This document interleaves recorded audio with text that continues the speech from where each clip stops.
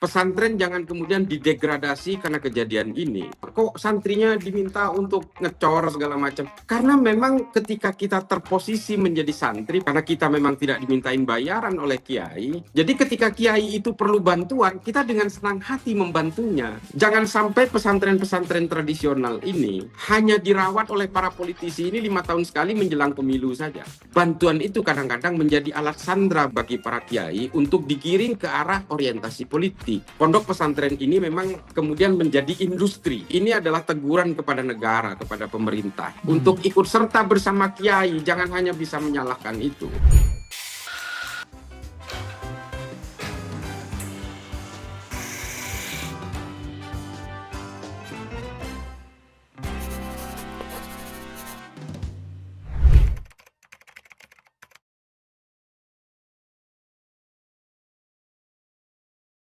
Jadi izin Prof, terima kasih sudah diundang untuk berbicara tentang pesantren ini, karena memang ada satu kejadian yang di Pondok Pesantren Al-Khozini di Buduran itu, terutama di dunia digital seperti medsos ya, arah pembicaraan orang itu menjadi ke arah degradasi dari pesantren gitu. Padahal pesantren yang ada hari ini di seluruh Indonesia itu rata-rata terutama pesantren besar gitu Prof. Seperti yang ada di Jombang atau di daerah Kediri atau di Malang atau di Madura gitu. Itu rata-rata sudah dikelola oleh generasi ketiga, keempat, dan kelima rata-rata, karena memang santri pondok pesantren yang santrinya ribuan itu rata-rata memang didirikan oleh kakek dan buyutnya mereka yang kiai-kiai besar gitu. Nah, kenapa saya bilang ini tempat penitipan anak? Karena berdasarkan pengalaman saya dulu, karena saya bertahun-tahun menjadi santri dan kebetulan pondok pesantren tempat saya nyantri itu sudah dikelola hari ini oleh generasi keempat dan kelima dari Syekhona Khalil namanya. Syekhona Khalil ini adalah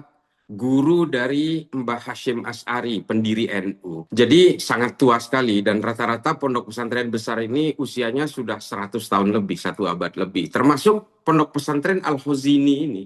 Ini sudah 1 abad lebih. Memang saya sering katakan ini kita di pondok pesantren itu tidak ada SPP, SPP-an gitu. Tidak ada bayar-bayaran dan segala macam itu. Jadi ada satu kultur di pesantren yang kadang-kadang kurang dipahami oleh masyarakat luas, apalagi orang yang belum pernah nyantri atau belum pernah mengelola satu pesantren gitu ya. Seolah-olah pesantren ini adalah lembaga keilmuan yang penuh dengan uang gitu. Nah, ini yang harus diluruskan. Saya terutama, saya nyantri itu dari awal dekade 80-an sampai akhir 80-an ya. Itu memang nggak pernah kita itu dimintain bayaran, dan juga teman-teman saya dan juga santri yang lain yang jumlahnya ratusan pada masanya itu, mungkin hampir 1.000 pada waktu saya nyantri itu, tidak ada yang diminta untuk membayar oleh kiai itu. Jadi saya bilang pesantren-pesantren yang sangat tradisional ini memang seperti tempat penitipan anak. Jadi ketika orang tuanya merasa tidak mampu untuk mendidik mereka dengan ilmu-ilmu agama, dengan ilmu-ilmu balaghah, ilmu-ilmu yang tidak bisa diberikan oleh orang tuanya di rumah, itu memang kemudian diserahkan kepada pesantren. Jadi kalau ada satu kejadian misalnya, kok santrinya diminta untuk ngecor segala macam, karena memang ketika kita terposisi menjadi santri, Prof, karena kita memang tidak dimintain bayaran oleh kiai, jadi ketika kiai itu perlu bantuan, kita dengan senang hati membantunya. Dan itulah SPP-nya gitu ya, quote unquote gitu. Itulah SPP yang bisa kita persembahkan kepada kiai. Kita diminta untuk mencuci mobilnya kiai misalnya. Oh, kita berebut itu. Karena memang di dalam pesantren itu kita tidak membayar. Jadi jangan sampai punya pikiran bahwa pesantren kita hari ini mayoritas itu sama seperti pesantren gambaran orang boarding school yang kamarnya ber-AC, yang dimintain bayaran oleh pengelolanya itu 3 juta, 4 juta sebulan. Pesantren tradisional seperti Al-Khozini itu tidak seperti itu gitu. Itu Prof yang ingin saya gambarkan sebagai tempat penitipan anak itu.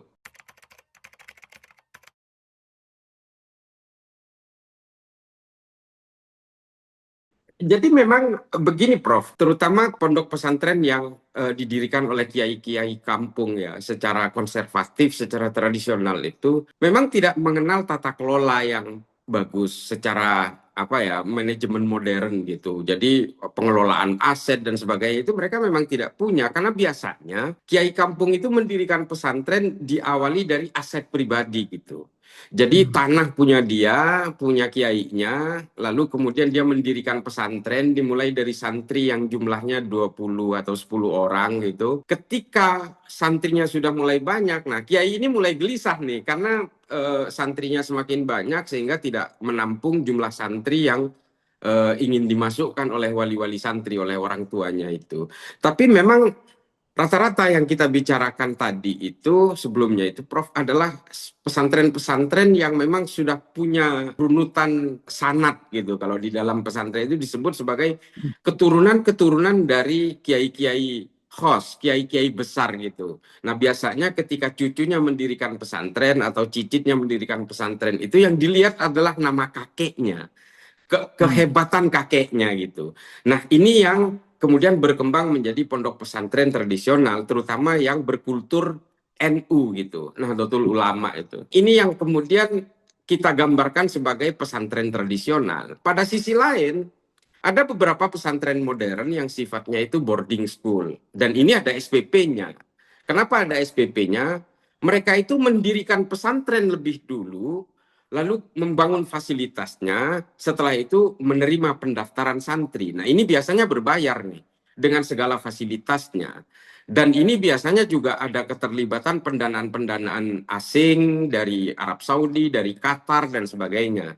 Jadi otomatis santri yang ingin masuk ke sana itu dibebankan dengan bayaran-bayaran tertentu bulanan, ada uang masuk, sama seperti lembaga pendidikan konvensional yang kita temukan hari ini ya.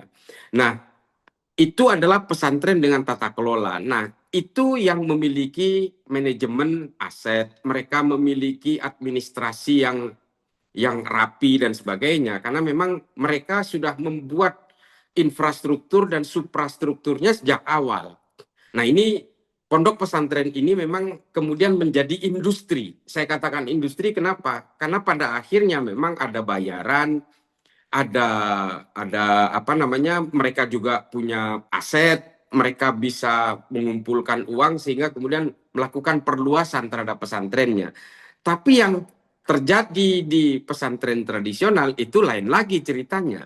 Rata-rata karena memang asetnya itu milik pribadi kiai, yang terjadi kemudian ada semacam ungkapan begini, kalau untuk menjadi kiai dan mendirikan pesantren tradisional tadi, ya memang harus rela mengemis, karena Hmm. memang di situ tidak punya tata kelola yang modern, mereka juga tidak punya pengelolaan aset yang bagus, ada aset value yang memang tidak terlalu difikirkan oleh kiai. Sepanjang kiai punya duit, nabung, lalu dia ingin melakukan perluasan terhadap pesantren, ya dia beli tanahnya, punya tanah Hmm. tetanggamu dijual, dibeli, Hmm. dibangun itu sesuai dengan kemampuan kiai. Nah, ini Ya. yang apa yang terjadi di pondok pesantren Al-Khazini tadi, karena pondok pesantren Ya. Al-Khazini ini juga 1 abad lebih usianya gitu. Itu yang terjadi. Jadi jangan sampai ada gambaran bahwa semua pesantren itu seolah-olah menjadi industri seperti pesantren-pesantren modern yang ada di perkotaan hari ini gitu. Ada Ya. pesantren-pesantren tradisional yang di daerah-daerah kampung terpencil itu ya kondisinya sama seperti itu yang saya gambarkan Ya. tadi gitu.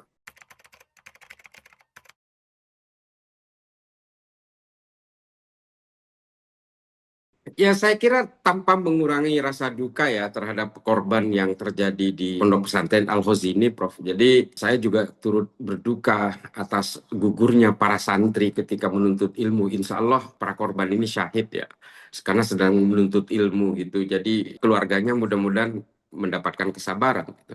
Tapi memang ini ada hikmahnya dari kejadian ini.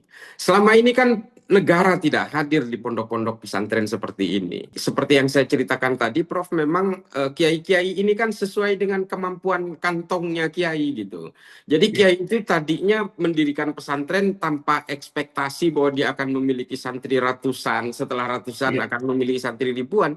Jadi memang biasanya dimulai dari pondasi yang sangat sederhana gitu. Ah, yang Hmm. penting berdiri dulu gitu, Ya. daripada santrinya tidur seperti pindang gitu.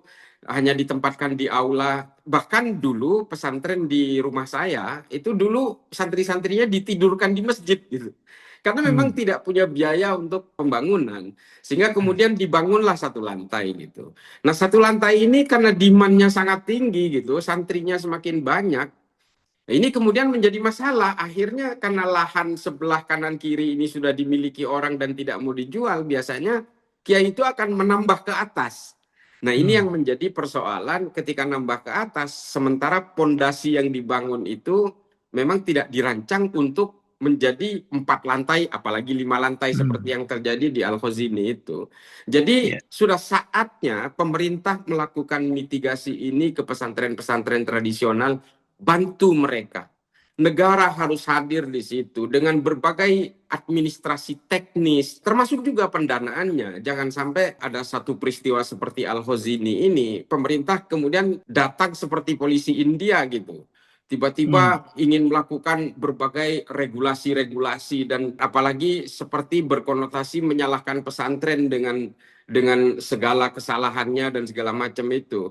Jadi menurut saya memang negara harus hadir, hadir dengan uangnya, hadir dengan berbagai kemampuan tata kelolanya, ajari pesantren untuk melakukan manajemen aset, manajemen tata kelola pendidikan dan seterusnya. Karena memang kalau soal kurikulum, pesantren itu sudah memegang silabus dan kurikulum yang umurnya mungkin sudah ratusan tahun juga gitu. Itu yang Hmm. mungkin tidak bisa diintervensi gitu, Prof.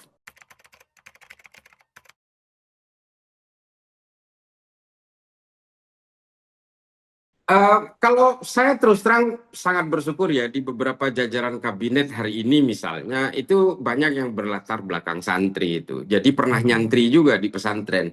Nah, ini adalah kesempatan bahwa para politisi terutama jangan hanya memanfaatkan pesantren untuk mendulang suara saja.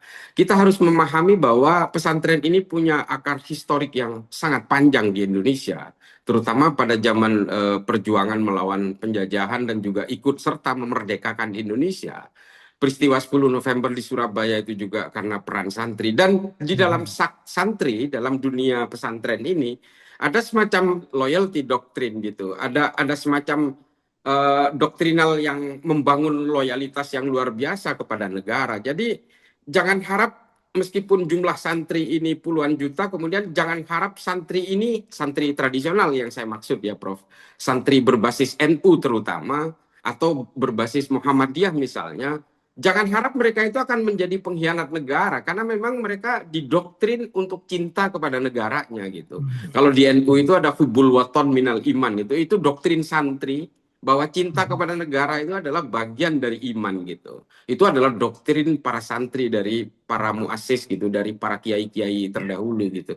Nah, ini yang harus dimanfaatkan adalah girohnya, nilai perjuangannya terhadap negara, nilai perjuangannya terhadap tegaknya moral, terhadap berbagai norma dan etik yang dibangun oleh pesantren itu selama beratusan tahun itu, ya itu yang harus dimanfaatkan, bukan hanya untuk Hmm. mendulang suara. Karena begini Prof, loyalitas di dalam dunia pesantren itu mengakar mulai dari ketika dia menjadi santri, dia mengikat dengan wali santrinya, dengan orang tua santri, dan bahkan ketika sampai dia lulus pun alumninya, alumni pesantren itu sangat kuat memang. Artinya kalau kita mau berbicara tentang kekuatan politik secara kolektif, ya ini memang kuat. Makanya Hmm. pesantren ini menjadi seksi untuk Ya.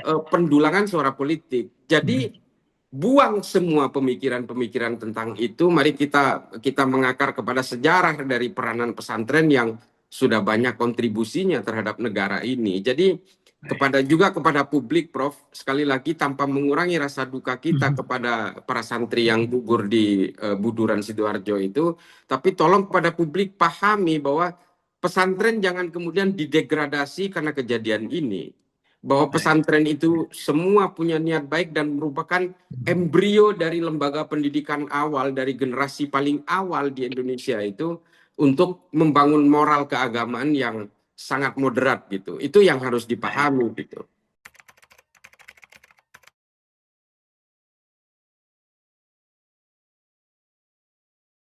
Jadi memang di pesantren itu, saya dulu nyantri, ketika saya masuk ke pesantren itu, kita diajari ada satu kitab namanya Ta'lim Muta'allim. Ta'lim ini, Hmm. kitab ini adalah ada semacam taking a bow gitu, taking surrender kepada para kiai bahwa kami ini datang ke sini untuk menuntut ilmu dan mengabdi gitu. Nah, ini yang dipahami memang sampai hari ini oleh para santri dan wali santri. Jadi artinya tawaddu, nilai-nilai tawaddu itu yang seperti dibilang takdir, iya memang takdir. Cuma memang cara pandang kita, cara pandang orang-orang modern hari ini kan kembali kepada spesifikasi teknis, bestek, bagaimana konstruksi itu dibangun, kekuatannya seperti apa. Ketika kita analogikan kepada sesuatu yang sifatnya teknis, memang tidak akan kena takdir itu. Artinya begini, Prof. Sesuatu yang dirancang secara teknis sekalipun bukan berarti tidak terhindar dari musibah. Nah, di mata para kiai, musibah itu memang berhubungan dengan takdir dan ujian dari Tuhan. Kurang lebih seperti itu. Dan itu memang ciri khas pesantren. Bukan berarti saya membenarkan ini ya. Artinya kalau saya menjadi kiai di Pondok Pesantren Al-Khozini, pasti yang akan saya ucapkan pertama kali adalah permintaan maaf. Lalu menimpakan semua kesalahan itu kepada saya. Tapi oke lah, let's say ini soal komunikasi saja. Tapi memang nilai tawadhu yang ditanam di dalam pesantren itu kemudian bergulir secara turun-temurun. Artinya kalau kata orang Jawa kita nerimo dan segala macam itu ya masih hidup di pesantren. Tapi hari ini waktunya kepada pemerintah selaku regulator dan juga pemegang birokrasi dan administrasi negara, ya memang seharusnya sudah saatnya hari ini masuk ke pesantren-pesantren. Bukan hanya menyalahkan, bukan hanya mengkoreksi, tapi sekaligus juga diberikan bantuan. Tapi jangan salah juga, Prof. Tidak semua pesantren itu menginginkan bantuan dan mau menerima bantuan. Tidak semua. Karena bantuan itu kadang-kadang menjadi alat sandra bagi para kiai untuk digiring ke arah orientasi politik. Tidak semua kiai itu mau berpolitik masalahnya. Bahkan bantuan-bantuan dari negara, dari pemerintah, kadang-kadang memang ujung-ujungnya dimaknai ke arah dukungan-dukungan politik. Nah, ini jangan kemudian dianggap bahwa semua kiai itu mau dengan bantuan-bantuan itu. Jangan salah juga, Prof. Banyak sekali bantuan seperti dari Kementerian PUPR kemarin, misalnya rumah susun, itu banyak yang tidak mau menerima itu karena takut tersandra politiknya. Jadi ini yang menjadi kerumitan tersendiri di dalam dunia pesantren ini, karena banyak sekali pesantren yang justru lebih suka dengan metode-metode tradisionalnya gitu.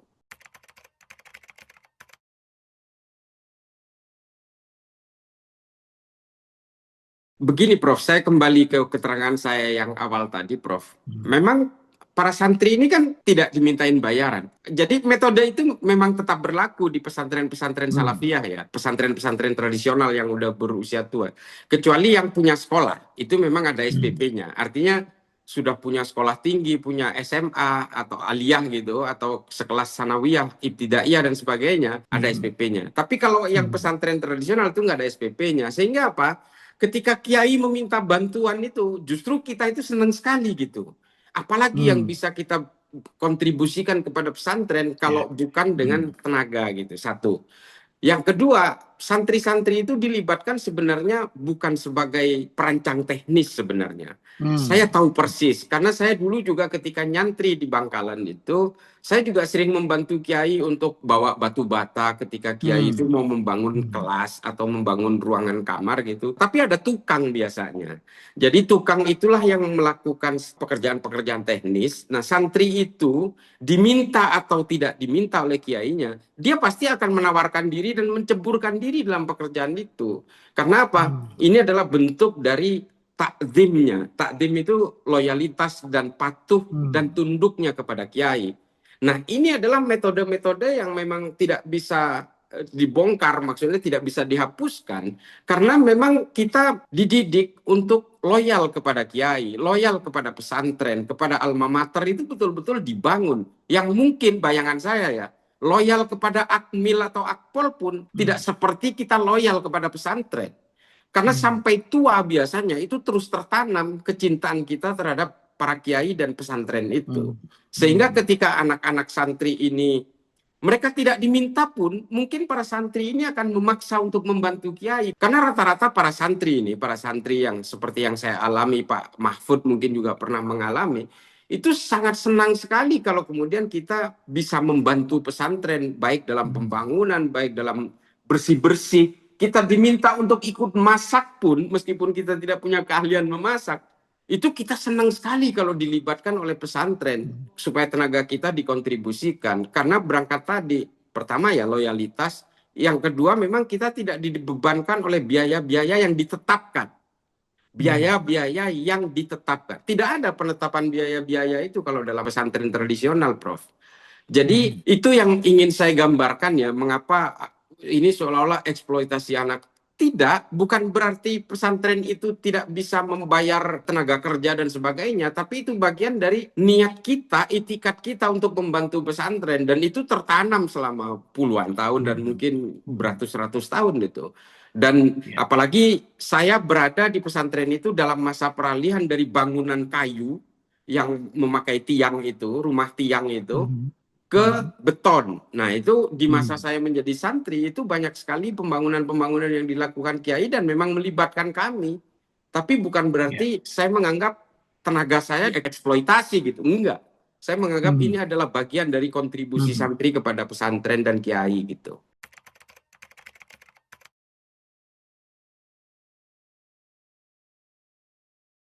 Sekali lagi, tanpa mengurangi rasa duka dari gugurnya para santri di Buduran Sidoarjo, jangan sampai kejadian ini terulang lagi di tempat lain gitu.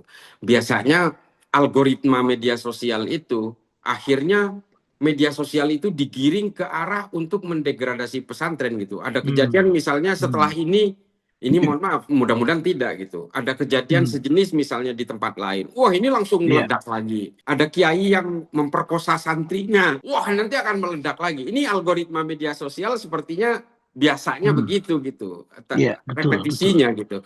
Nah, ini jangan sampai, karena bagaimanapun fungsi pesantren ini luar biasa di Indonesia, baik secara historik sampai hari ini gitu. Tapi memang Prof, jangan sampai pesantren-pesantren tradisional ini hanya dirawat oleh para politisi ini 5 tahun sekali menjelang pemilu saja. Itu yang saya harapkan. Jadi ini adalah teguran kepada negara, kepada pemerintah, untuk ikut serta bersama Kiai. Jangan hanya bisa menyalahkan itu. Bimbing mereka, terutama dalam spesifikasi teknis, tapi jangan pernah mengintervensi kurikulumnya. Karena setiap pesantren itu punya kitabut turoth namanya. Artinya mereka punya literatur-literatur terdahulu yang memang sudah dibuat secara turun-temurun dan bersanad kepada kenabian. Itu yang tidak bisa diganggu. Karena mereka itu punya turunan-turunan keilmuan yang diwariskan sampai hari ini, mulai dari pendiri pesantren. Itu biasanya terjadi itu. Karena di dalam dunia pesantren ini, Prof, sanad atau silsilah dari keilmuan itu menjadi pegangan. Kalau kemudian silsilah ini tidak jadi pegangan, maka dia akan terkontaminasi oleh ajaran-ajaran yang aneh-aneh itu. Inilah yang dijaga oleh pesantren-pesantren tradisional sampai hari ini, sehingga sampai sekarang masih betul-betul menjadi ruang penggerak dari moderasi beragama dari Kementerian Agama maupun dari pemerintah, karena memang belum terkontaminasi. Kalau pesantren-pesantren yang baru berdiri, yang apalagi berdirinya setelah milenial belakangan ini, itu rata-rata memang sudah terkontaminasi oleh ideologi transnasional yang datangnya dari luar gitu. Nah, ini yang harus dipahami. Untuk itu, kalau memang pemerintah menyadari bahwa pesantren tradisional ini menjadi engine gitu, jadi ruang mesin dari peradaban manusia Indonesia hari ini, ya datang, bantu mereka, berikan aset tata kelola teknis dari bagaimana cara membangun dan sebagainya, tapi jangan hanya digurui mereka. Berikan bantuan supaya mereka juga maju. Satu-satunya yang saya tidak ikhlas adalah bagaimana cara pesantren itu mendidik santrinya. Boleh saja mereka diberi pembekalan ilmu pengetahuan baru, tapi jangan pernah ubah ideologinya. Karena bagaimanapun ideologi pesantren ini masih terjaga dari sejak ratusan tahun lalu hingga hari ini untuk tetap mencintai NKRI. Itu yang jangan pernah dirubah gitu. Saya kira itu, Prof, kalau soalan negara mau campur tangan dalam sisi birokrasi dan administrasi, saya kira bagus gitu. Supaya negara ini juga melihat bahwa lembaga pendidikan pesantren ini di mana-mana ada. Dan masih banyak juga yang santrinya hanya 20-30, tapi dia betul-betul memberikan moral efek kepada generasi muda kita banyak sekali. Saya bisa melihat karena kerjaan saya adalah keliling dari pesantren ke pesantren. Hampir setiap bulan saya di 10 sampai 15 titik itu selalu begitu. Jadi saya kenal betul karakter pesantren itu, apalagi saya sendiri pernah nyantri gitu. Jadi mohon kepada pemerintah udah saatnya turun, dan juga kepada netizen, Prof, mohon izin Prof, jangan hanya menghujat tapi tidak tahu suasana kebatinannya. Jangan hanya karena melihat ini memakan korban puluhan dan sebagainya lalu dihujat seolah-olah semua pesantren itu lembaga pendidikan yang barbar, yang eksploitatif terhadap anak kecil, kepada pemuda. Tidak seperti itu. Pesantren itu adalah tempat membangun pondasi moral kepada anak-anak muda kita hari ini. Demikian, Cak. Terima kasih banyak. Ya, Prof. Terima kasih banyak. Terima kasih Sekali banyak, lagi ya. saya turut berduka kepada santri dan keluarga santri yang mendapatkan musibah. Mudah-mudahan Allah menempatkannya di surga. Amin. Amin. Prof. Mahfud MD mengatakan tanpa perlu untuk mengesampingkan aspek hukum.